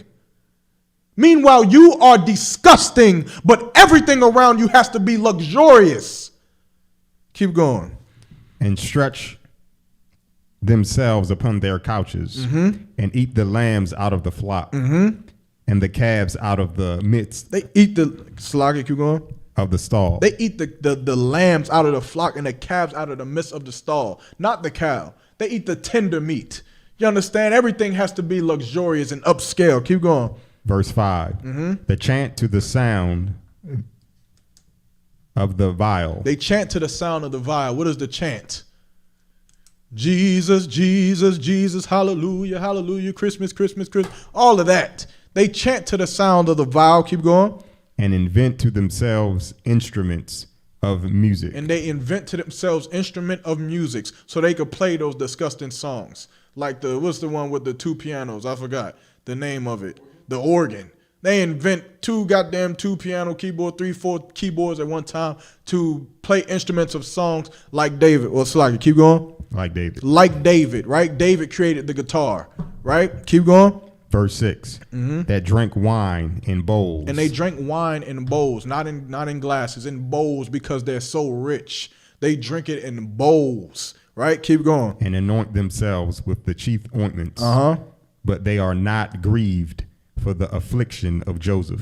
Your mother is living a Tawab life, Ak. They drink wine in bowls. They live and lie across their couches during Thanksgiving. They have sheets of linen and all the nice, pretty things of life. But read that last part again. Verse 6.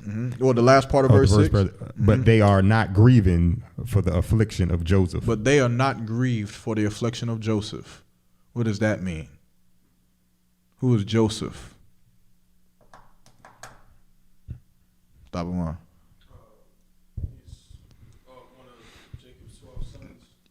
Who is he the father of? Which means what? Joseph is the chief of what? The northern tribe. What tribes are in the northern tribes?